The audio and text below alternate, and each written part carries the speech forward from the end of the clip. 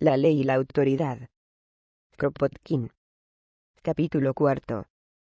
Los millones de leyes que existen para reglamentar a la humanidad se dividen, si las analizamos, en tres categorías principales: protección de la propiedad, protección de la persona y protección del gobierno.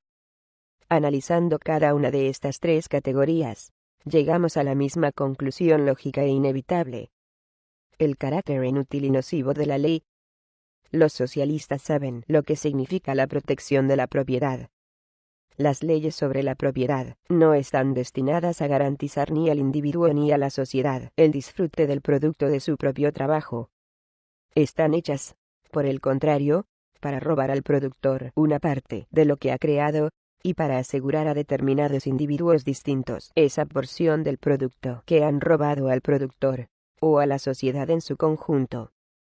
Cuando, por ejemplo, establece la ley el derecho del señor fulano a una casa, no establece su derecho a una casa que ha construido por sí mismo, o a una casa que ha construido con la ayuda de amigos.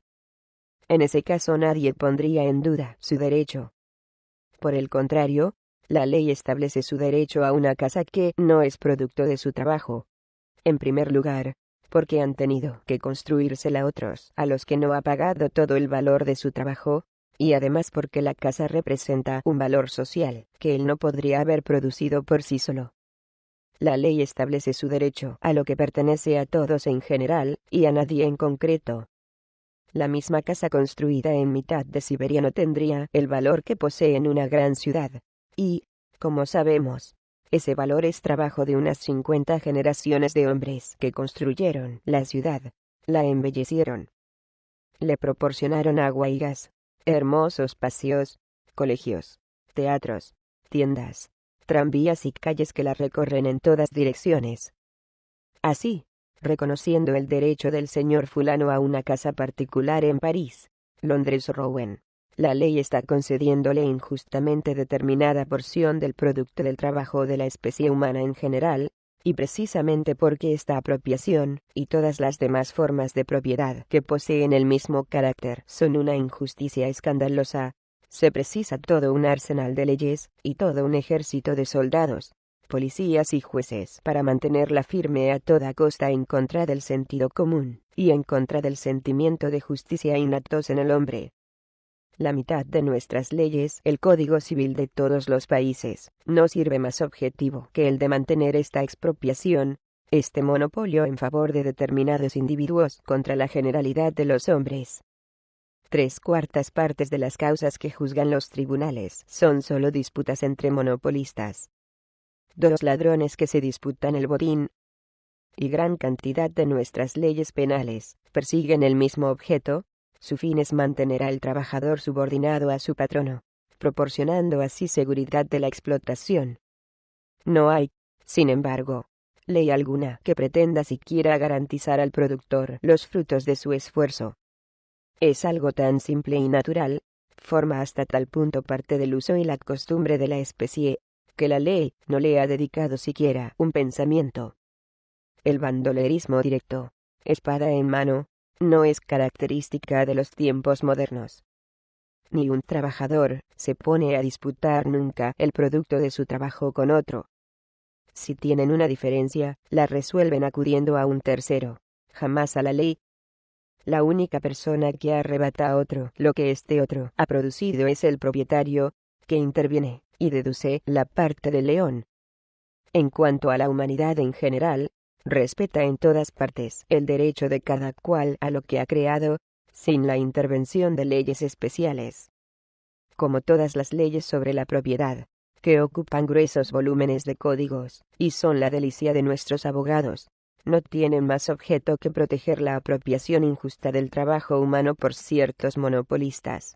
No hay razón alguna para que existan, y, el día de la revolución, los revolucionarios sociales están absolutamente decididos a abolirlas.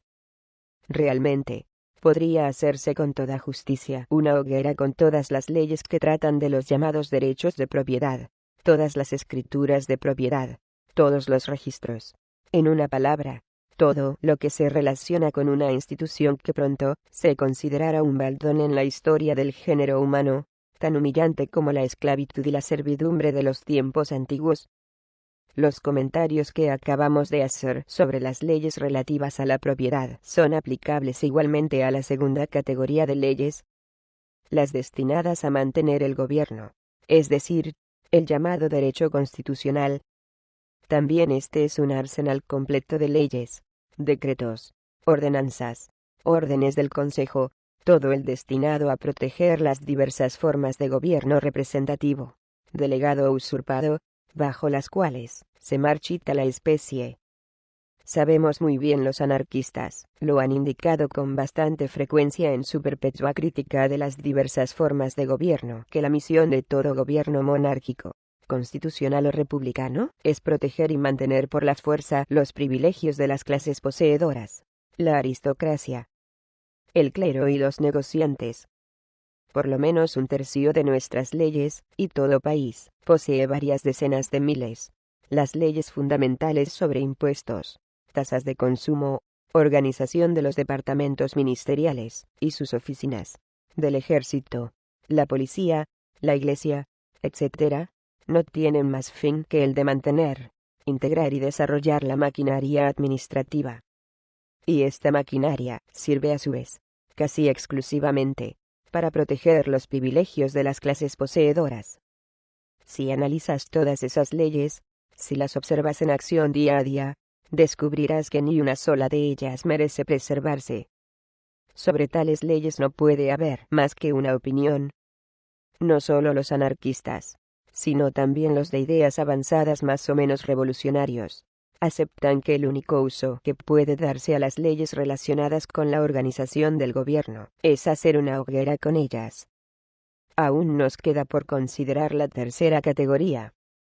Las leyes relacionadas con la protección de la persona y el descubrimiento y la prevención del delito.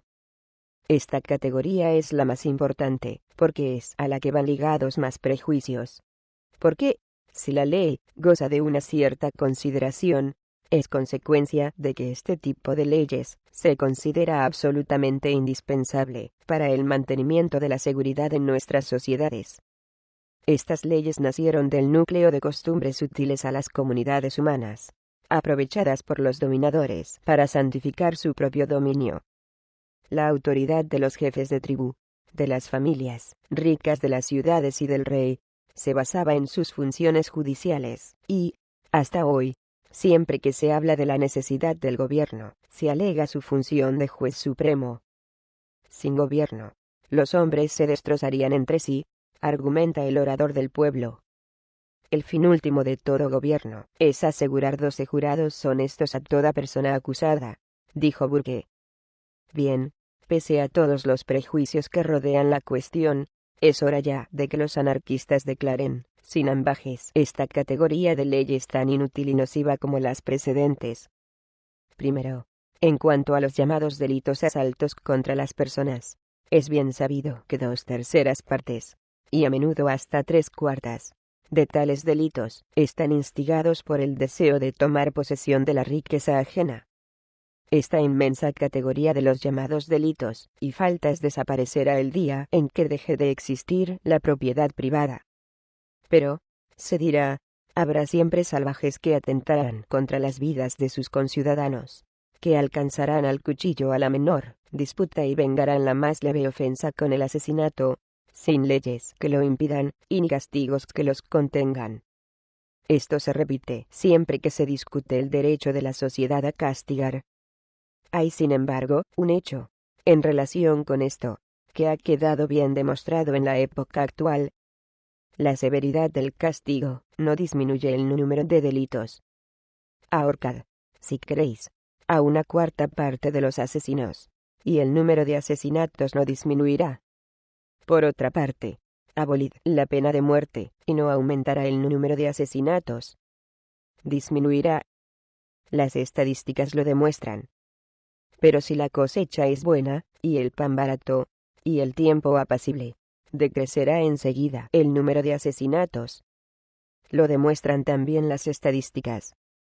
El número de delitos aumenta siempre, y disminuye en proporción al precio de las provisiones, y a las condiciones meteorológicas. No es que todos los asesinos actúen por hambre. No es ese el caso.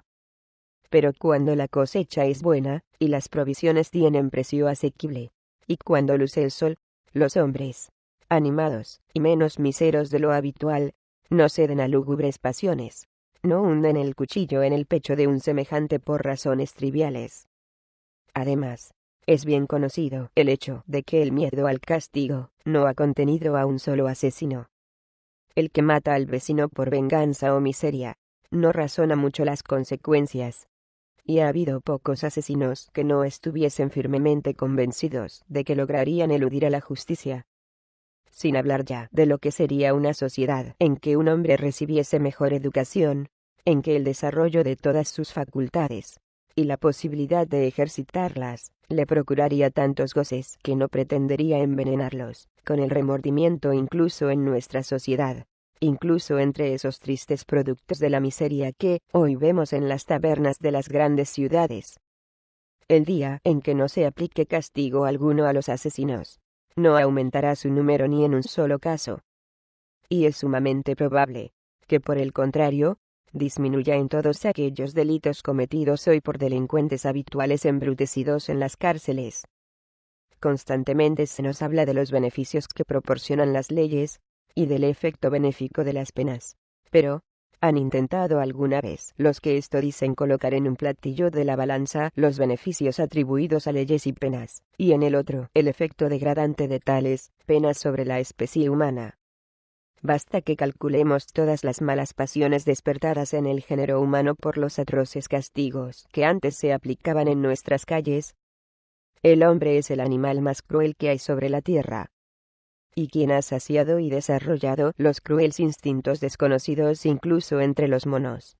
Sino el rey, el juez y los sacerdotes, armados con la ley, por la que se arrancaba la piel a tiras, se echaba agua hirviendo en las heridas, se descoyuntaban los miembros, se aplastaban los huesos, y se cerraba a los hombres por medio para mantener su autoridad. Calculad el torrente de depravación desatado en la sociedad humana por la delación, apoyada por los jueces, y pagada en metálico por los gobiernos, con el pretexto de ayudar al descubrimiento del delito. Entrad en las cárceles y estudiad en qué se convierte un hombre cuando le privan de la libertad, y le encierran con otros seres depravados, hundidos en el vicio y la corrupción que chorrea de los mundos mismos de nuestras prisiones actuales. Recordad que cuanto más se reforman estas prisiones, más detestables se hacen. Nuestras modernas cárceles modelo son 100 veces más abominables que las mazmorras medievales.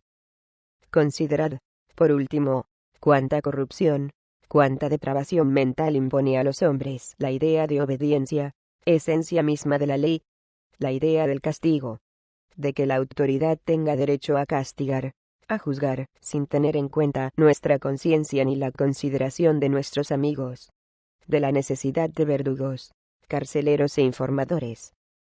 En una palabra, de todos los atributos de la ley y la autoridad. Si consideráis todo esto, coincidiréis sin duda con nosotros en que una ley que aplica penas es una abominación que ha de dejar de existir. Los pueblos, sin organización política, y en consecuencia menos depravados que nosotros, han entendido muy bien que el hombre al que se llama delincuente es solo un desdichado, que el remedio no es azotarle, encadenarle o matarle en el patíbulo o la sea con acento RC1, sino ayudarle con el más fraternal cuidado, con un tratamiento basado en la igualdad, según las costumbres normales entre hombres honrados. Esperamos que en la próxima revolución se proclame este lema. Quemad las guillotinas. Demoled las cárceles. Prescindid de jueces, policías, delatores, la raza más impura que hay sobre la tierra. Tratad como hermano a quien la pasión empujó a hacer mal a su prójimo. Arrebatad, sobre todo, a los innobles productos de la ociosidad de la clase media la posibilidad de desplegar sus vicios con atractivos colores. Y estad seguros de que así muy pocos delitos dañarán nuestra sociedad. Los máximos apoyos del delito son la ociosidad, la ley y la autoridad. Leyes sobre la propiedad, leyes sobre el gobierno, leyes sobre penas y delitos. Y autoridad que se encarga de fabricar tales leyes y aplicarlas. Abajo las leyes. Abajo los jueces. La libertad, la igualdad y la comprensión humana práctica son las únicas barreras efectivas que pueden oponerse a los instintos antisociales de algunos de nosotros. Fin del capítulo 4. Fin de la ley y la autoridad de Kropotkin.